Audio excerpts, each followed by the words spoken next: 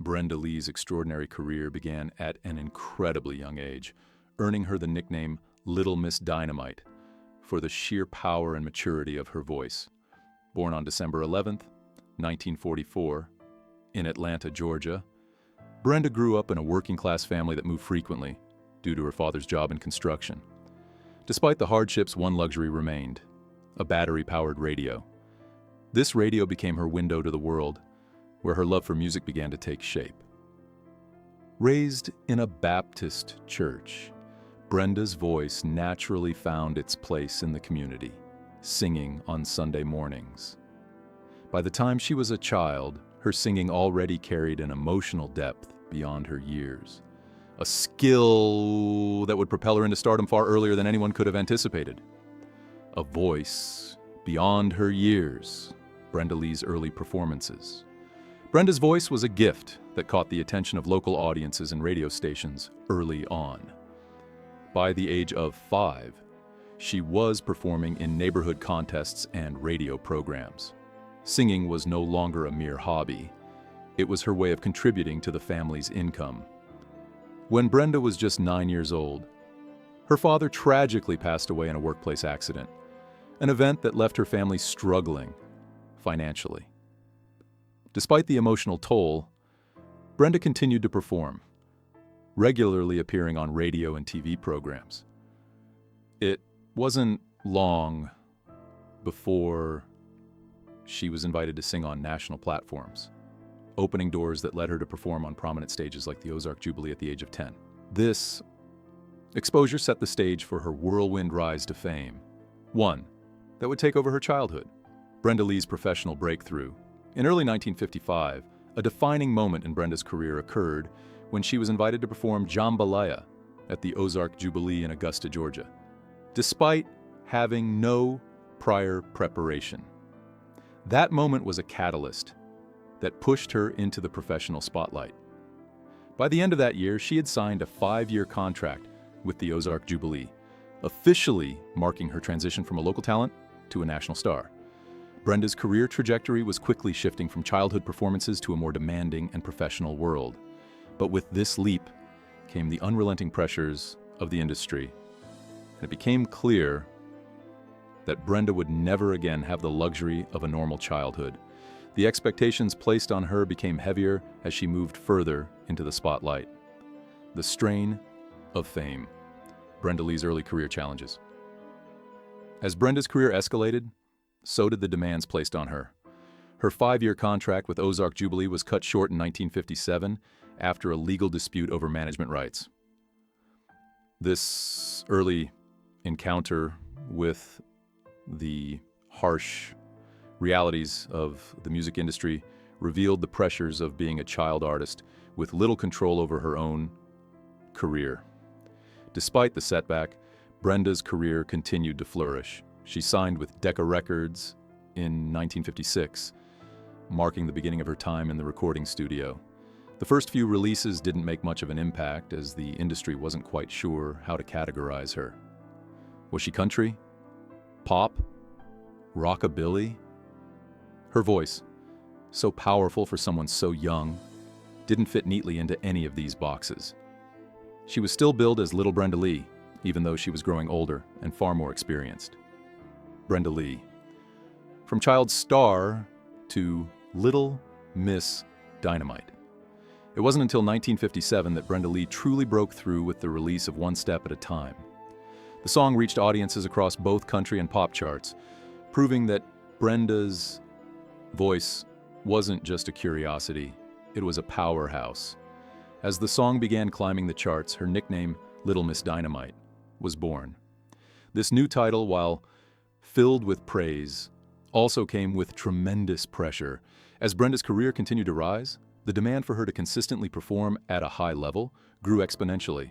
No longer just a child singer, she was now a national star expected to bring energy and emotion with every performance. Yet beneath the label and the applause, Brenda's personal life was being swallowed by the unrelenting pace of her career. Living under pressure, the machine behind Brenda Lee's success. As Brenda's popularity surged, the pressure to maintain her position in the industry intensified. Her success in the late 1950s and early 1960s was built on a series of hits, including Sweet Nothings and I Want to Be Wanted, which climbed to the top of the charts.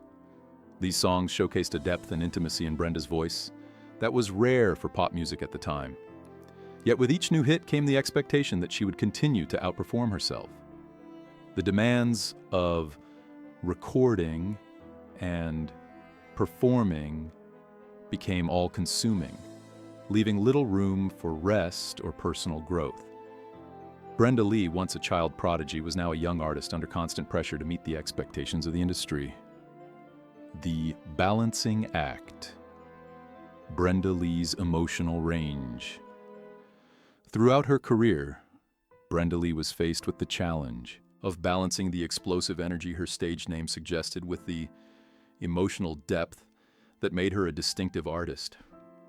Her hits like Fool Number One and Break It to Me Gently showed that Brenda wasn't just a singer.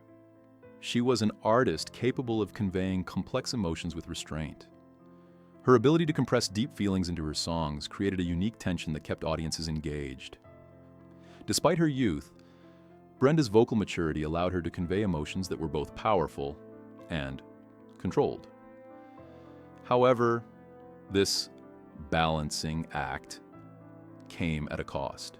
The industry's demand for consistent success left her with little space to experiment or explore new creative directions. The pressure to perform, the weight of success. By the early 1960s, Brenda Lee had become a fixture in the top 10, with a string of successful singles that spanned multiple genres. But as her career reached new heights, so did the pressure to maintain that success. With each new release, the expectation was that it would perform even better than the last. For Brenda, this constant pressure to outdo herself began to take a toll. The studio and live performances became less about artistic expression and more about maintaining her place in the competitive music industry. The constant cycle of recording, touring, and performing became overwhelming.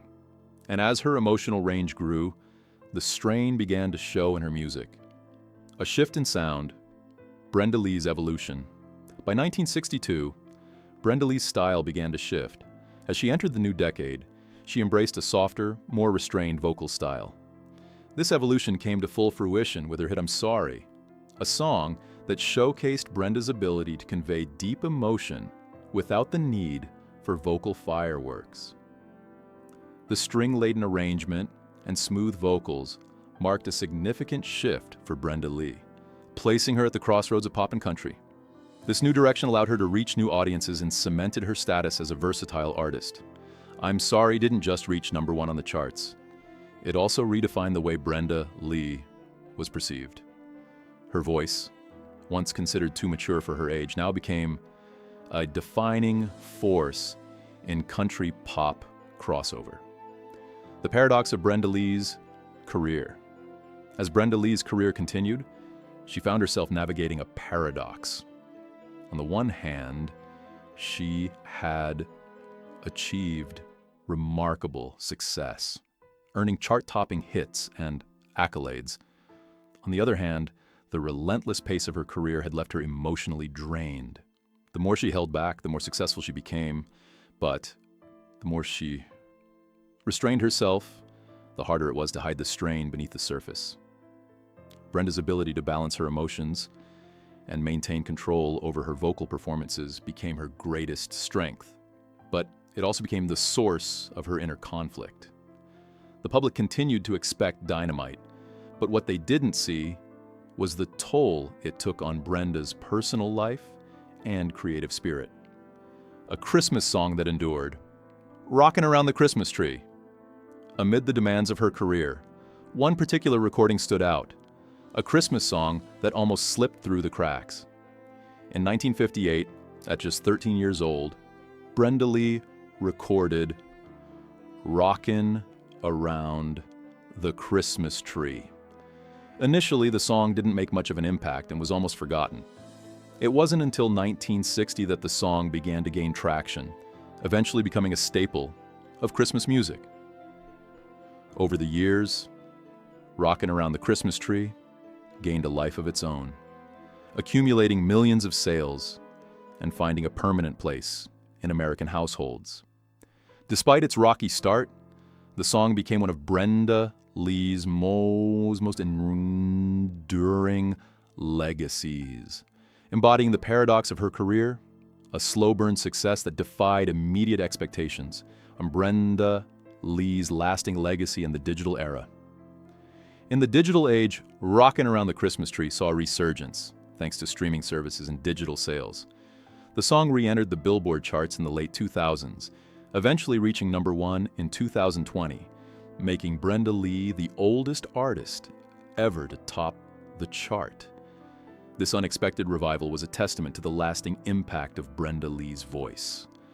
While her career had been marked by the pressures of success, it was this timeless song that truly captured the essence of her legacy, a voice that endured, a talent that was never erased by time, and a testament to resilience in the face of industry demands.